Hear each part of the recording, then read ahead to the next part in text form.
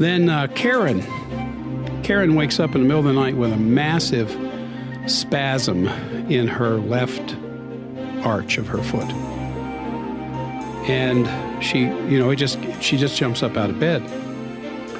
And she says it's not the kind of spasm that, you can get up and walk off. She said, I felt like my toes were going to bend backwards and touch my heel. Hey, everybody, it's me, Dr. Jack. Mary is still on vacation with her mother and sisters. And so welcome back to the Forbidden Doctor podcast. This is podcast episode 164, the relationship between a healthy spine and a good, pain-free life. And what I'm going to be talking about is how accidents, falls, sports, other kinds of trauma, toxins, even depression, can lead to an altered position of the spine out of normal, causing a variety of symptoms. But before we get to that, for our regular listeners, the next 4 minutes is our financial stuff. You can fast forward through it if you choose, but for our new listeners, please listen at least one time so you understand how we do things around here. I want to take a few minutes to talk to you about why we don't have sponsors on this podcast and what that means for our business model. Yeah, we've been approached many times to sell products on this show, but we've always resisted these financially tempting offers because what we're doing here is too important to be seen as biased or dishonest in favor of this product or that product, or to be beholden to the views of a particular brand of something. You deserve unbiased information, and we know we have to compromise on that if we were to shill for third-rate products.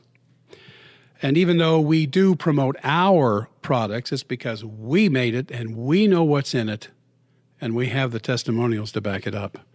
But that said, we don't make money from these podcasts. All of our income comes from your support and the sales of our supplements and the supplements of the one and only true whole food supplement manufacturer in the United States, Standard Process.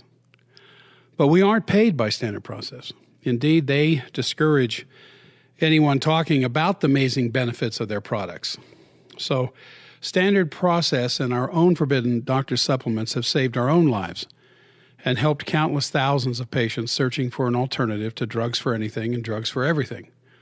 So the bottom line is we may mention supplements that you can get from our website or elsewhere on the web. The knowledge we share is real, and you can take that with you forever, whether or not you ever buy anything from us. But if you have taken our free symptom survey, then let our nutritional experts consult and develop a personal supplement protocol for you based on your real-world nutritional needs. And then if you buy your protocol from us, not only have you taken a huge step in the right direction of your own health, but you've made everything we do here at Forbidden Doctor possible with your support. So thank you for that support. Okay, now on with the things. Yes, on with the things I don't want you to know. All right, so by way of announcement, our enzymes finally, after 5 months, are back in stock. Remember, your body's ability to produce enzymes quickly reduces after 35 years of age. And remember, nothing happens, nothing stops without an enzyme being involved in the process, especially your energy levels and digestion, which are only 2 of almost 5,000 enzyme processes in the body. If you're having any problem with your get up and go or lingering digestive problems such as acid reflux or gassy indigestion, you might want to try our lifelong energy enzymes. Okay, so Tom, a young boy, not even at puberty yet, was sledding. We live in Utah, and up in the mountains, besides the best skiing on earth, there are a lot of well-groomed inner tube and sledding runs. And so he was up there with buddies and friends, and as boys tend to do, they get a little crazy sometimes in their demonstrations of supreme physical fitness, and he decided to go down the hill backwards on a sled without a helmet, and he hit a tree, and it knocked him out. In fact, he was out for several minutes, as much as 5 minutes, which when the parents were there. And of course, when your child is knocked out and they won't come to, Tommy. They won't wake up after 5 minutes. You get a little bit concerned. So before the 5 minutes were up, he was in the car on the way to the emergency room. And he starts to come to in the emergency room. And they check him out, and the best they can come up with is concussion because they took x-rays and there were no broken bones and no brain bleed. They did a quick MRI, no brain bleed. But he was not Tom anymore. Depressed, 10-year-old depression, you bet. Suddenly he had pains in his back and legs, which the parents were assured that this would quickly pass. Don't worry about it. Well, it didn't. And it began to show up as problems at school as well. And not just that, but behavior. He went from what would be considered a very sweet, kind, considerate little boy to a very antagonistic person, picking fights and never being happy and raising his voice, which he had never done up to this point. Well, I had taken care of the family for other reasons. And then one of them sat there and said, hey, we ought to go see Dr. Jack. The emergency room doesn't seem to think there's anything wrong. The pediatrician says he'll grow out of it. Grow out of it? So they brought him to me. I took some pictures, and for Pete's sake, there it was. 10 years old. He's already got a bad whiplash in his neck. The reverse curve was forced forward, so he had a kyphotic neck, not the lordotic neck he should have, and terrible misalignment. I mean, you could look at him, and already his shoulders are out of balance and his pelvis was twisted.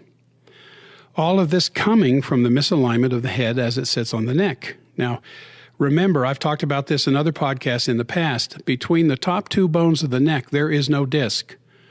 The discs that glue the bones of the spine together so the spine moves as a unit, and by that I mean if you stand up straight and twist your hips, your rib cage is going to go with it because all those bones are glued together with discs. But there's no disc between 1 and 2 so that your head can flop and move all over the place to accommodate the incredible range of motion of your head on your neck. So you can turn and look back over both shoulders in either direction. You can look up at the zenith in the sky and look down at your shoes to see if they're polished. All of that movement occurs at a price. It's a very unstable joint. So he can't hit a tree hard enough to knock him out for 5 minutes and not dislodge that area. Well, the emergency room's not looking for that. When they took pictures, they're looking for fractures, as well they should. If you have a fractured neck, you want to be in the ER. You know, let's not be confused about that. But there was no fracture. But part of the bones, I think it was the fifth C5, the fifth cervical bone, looked like it already had somewhat of a compression fracture. It was not the normal shape. It looked like it had been stepped on. So I took pictures, and there was, I could see it plain as day what I need to do, and I took care of him. And before he left the office, the old little Tommy was back because that strain, that tension on the base of the spine, the base of the brainstem was gone. He calmed down. You could see his cheeks pink up, which is usually what happens with people the first time I work on them. Now, the work I do is called upper cervical. It's upper cervical because even though it affects not just the entire spine, it affects you from your head to your toes. The only bone I touch is the very top bone in the neck with about 1 to 2 ounces of pressure, but it requires very, very precise x-rays to know what to do. You cannot put that top bone in its proper position. And I'm talking about 0.5 millimeter type of precision without x-rays because you don't know where it is without x-rays. You may think you do, but you don't.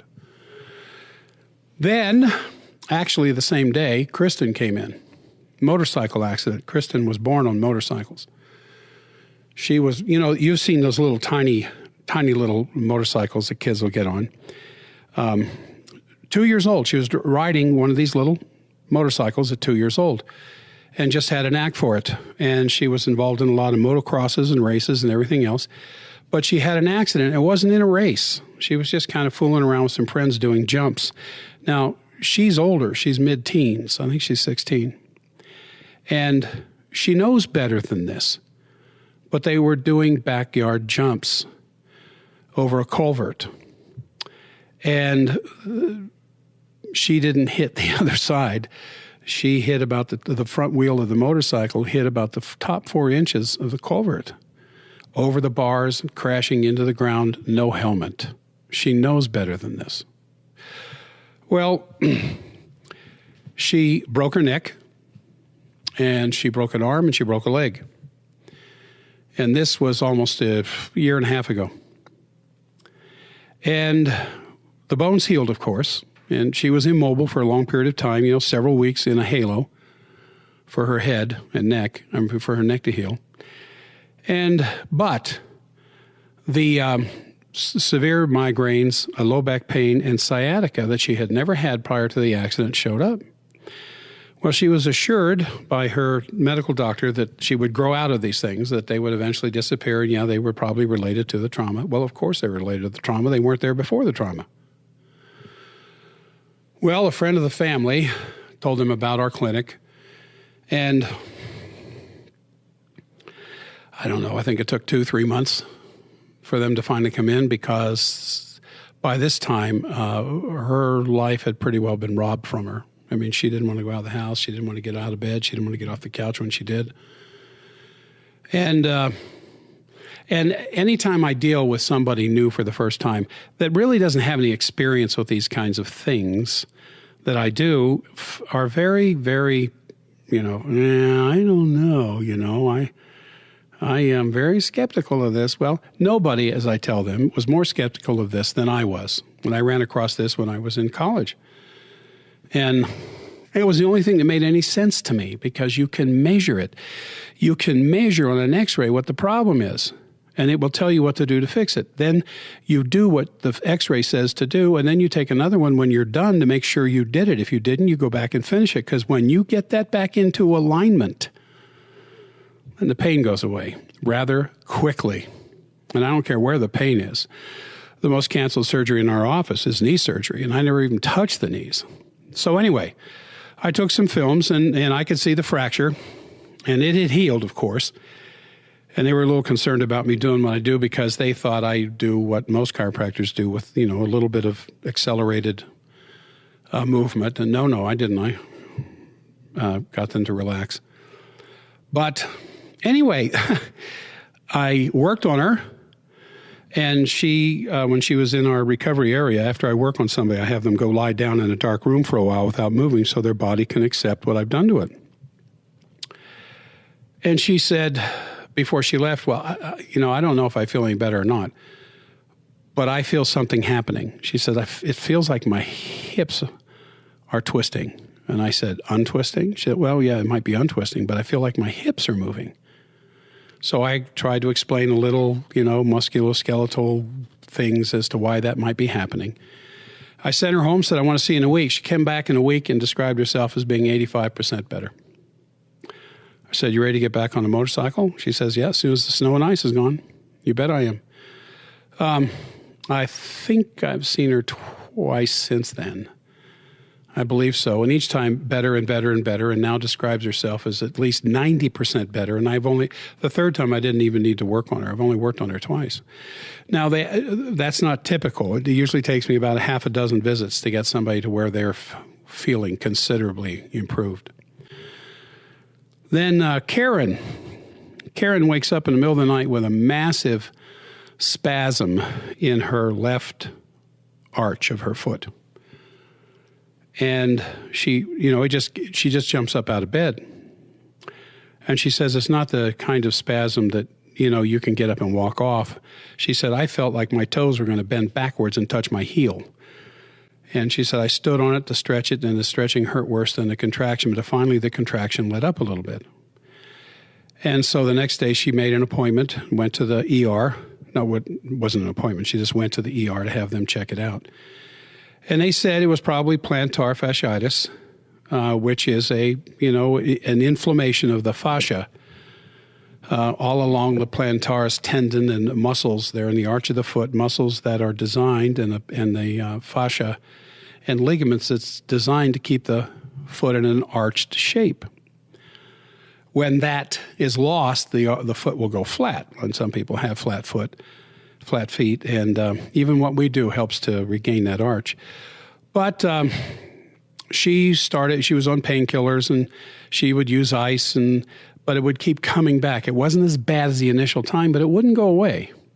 She found out about us. She comes in, and these are the classic cases of where someone has a problem, below the waist, below the knee, below the ankle, in the foot, and I'm working on the top bone in the neck.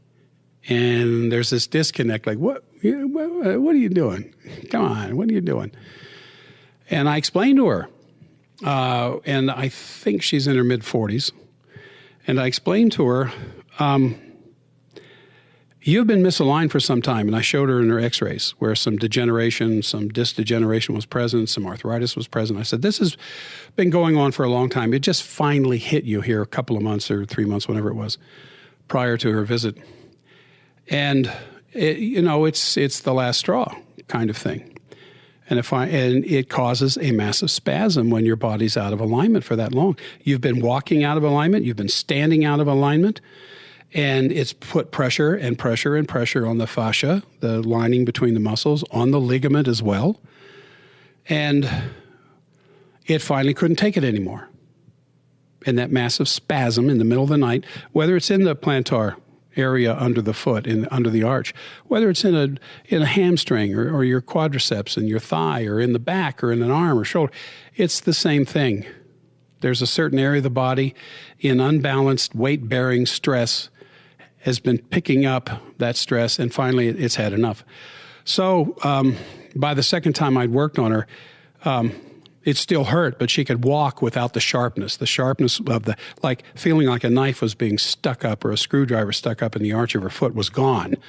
But it still ached. And I said, well, it's going to ache for probably another 2, 3, 4 weeks because it's severely inflamed and you're not going to get off of it long enough to get a quick heal. And of course, she works. I think she's a school teacher, in fact. So she's on her feet quite a bit. But just take these little Dixie cups with water, put them in the freezer. So they're round and they freeze and they're full of ice. And then when you get home at night or during lunch break at school, take off your shoe and sock, and put it under the arch of your foot and roll it back and forth. Let that cold get in there, put that nerve to sleep.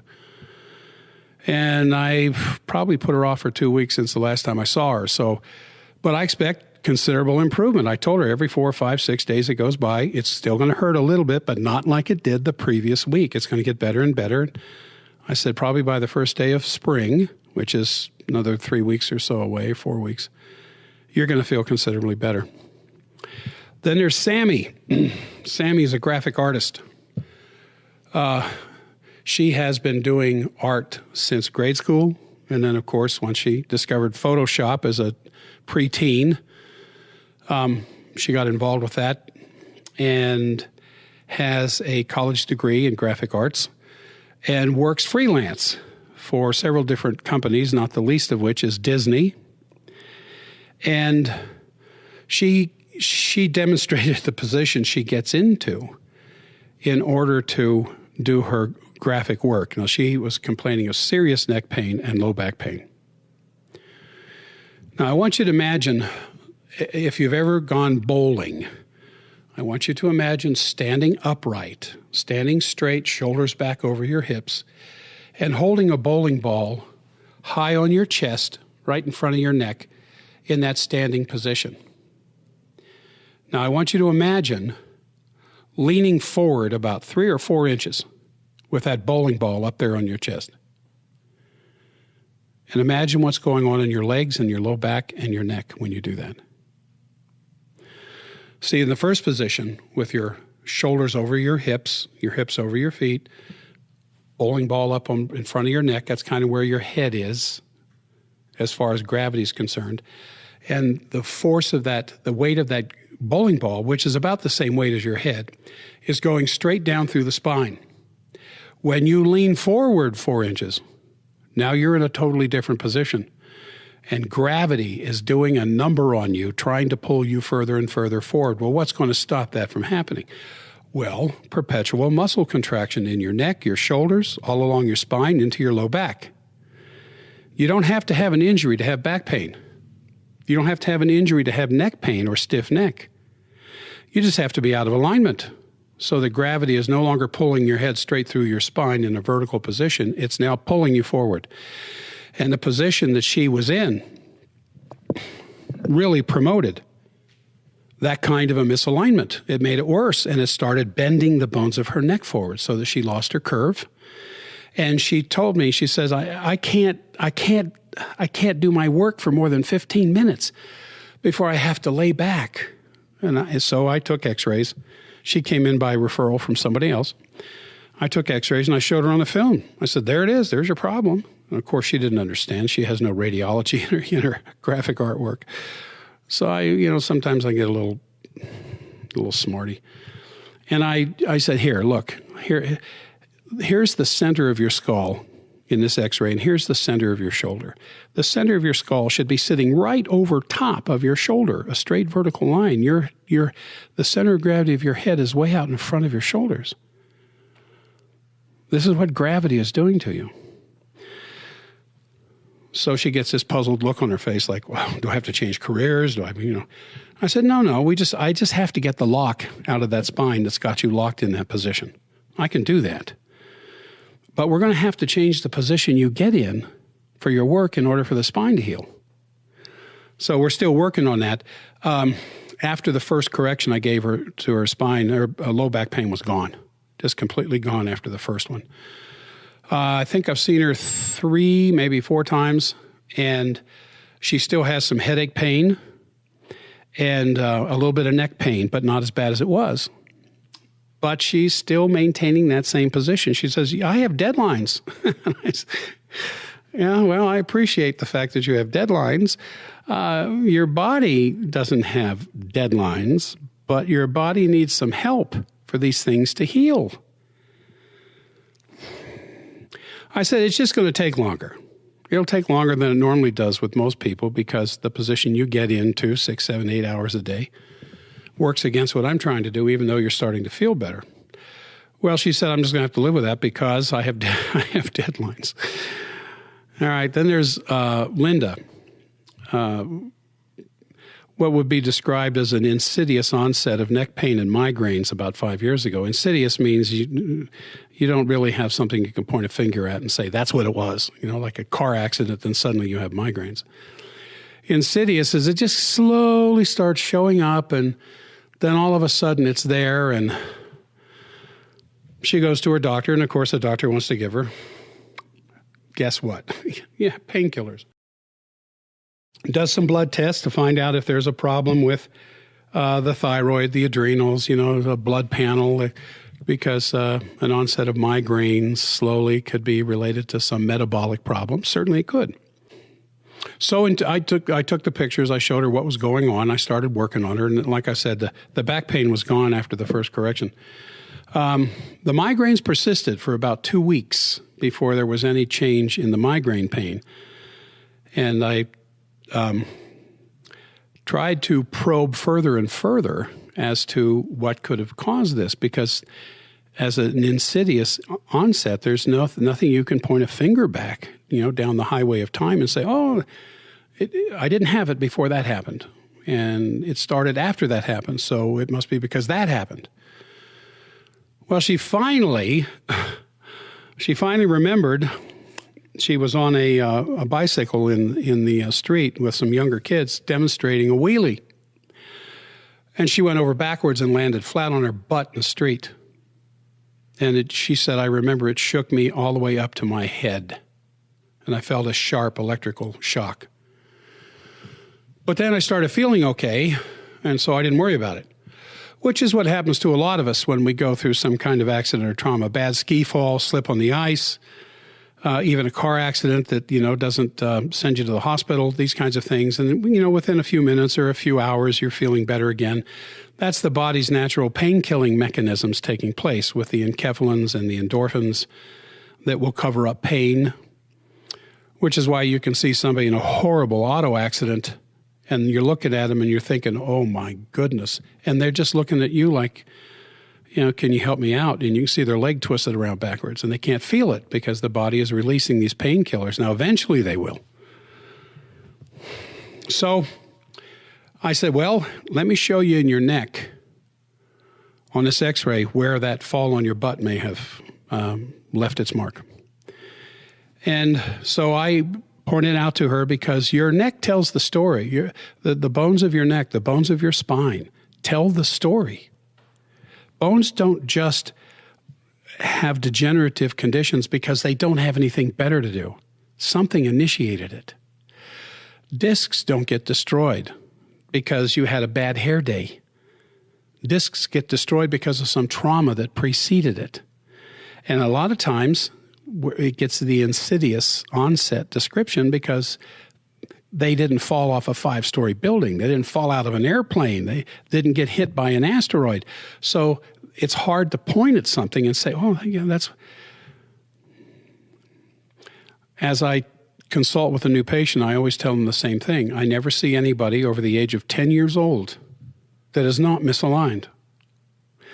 They may not be having symptoms yet, but they will. If you survived your own birth, and by survived, I mean there wasn't birth trauma involved. C-section, preemie, forceps, breech, these are all birth traumas. If nothing like that happened, it's just a normal vaginal delivery and labor wasn't all that long and you were out pretty quick, even with that good start, by the time you finish first, second, third grade playground experiences in school, you've fallen down, been knocked down, pushed down, thrown down, knocked down enough times that you're misaligned. And then what follows after that, as you get into puberty and your world starts to expand, horses, four-wheelers, cars, motorcycles, skiing, water, snow, whatever,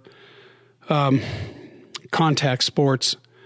I've never seen anybody knocked into balance any more than you kick them in the backside and they go back into balance. It takes extremely precise movements directed by an X-ray. Now, I wish there was something else we could use besides X-ray. Sound, I think in the next decade might be able to do the job, but not yet. But because I'm looking through a very small area of the body and we use lead filters, the X-ray exposure is rather small. I'm not implying X-rays are safe. I'm just saying it's less X-ray exposure than a 6-month visit to the dentist. So I will be seeing Linda before too much longer, and I expect the neck and the migraine. The migraines usually will, in this kind of condition, will progress to headaches, and then the headaches will continue to get less and less and less as there's less and less strain on the muscles of the neck going into the skull. Then there's Amy and her fibromyalgia. And what I think it was a naturopath had told her was toxic buildup in her gut. Well, everybody has toxic buildup in the gut, especially somebody with fibromyalgia. Fibromyalgia has been called other things in the past, lumbago, some other things. In our toxic society that we live in today, it's not uncommon for the body to start having inside of its own structure garbage waste disposal points. If it can't process the toxin that it's come across, it'll store it. It usually stores it in fat because most of these toxins are fat soluble anyway. Water soluble toxins usually get washed off by the rain into the soil. But the oil-based toxins that are out there that are on our foods, in our foods, and in the air and in the water have a way of building up inside the system. And I think if I remember right, there's about 18 points on the body, and if you have like 11 of them, pain points, you're diagnosed with fibromyalgia. You might get a prescription of Lyrica or some other painkiller, anti-inflammatory, whatever else, rather than going to the cause of the problem. She was involved with drill in high school.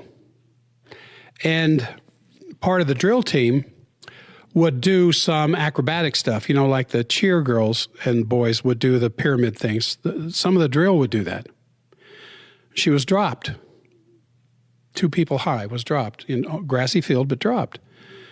And from that point on, she started to have pains in the joints and muscles. And now she's in her 30s. This is like 20 years later. And full-blown fibromyalgia. She can hardly move. The pains are so bad. So I said, this is going to be a twofold approach. We're going to take care of the spine because I've never seen anybody with fibromyalgia that did not have a twisted spine. And we're going to work on the gut because I think your naturopath is correct. There are toxins in the gut. We're just going to do gaps. If this is the first time you've heard me on a podcast, we have many podcasts on GAPS, G-A-P-S, gut and psychology syndrome, the relationship between the health of the gut and the health of the rest of the body, because all diseases begin in the gut. All healing begins in the gut. So we put a program together for her, but the next time I saw her, she says, no, there's no change. In fact, I think I hurt a little worse than I did when I came here. And then I, of course, make my smarty remark, oh, and you still came back. This is not unusual for fibromyalgia. It's not unusual where there are toxic consequences that show up in the muscles. It could show up in the bones. It could show up in the skin. It could show up in the organs. In her case, it showed up in the muscles.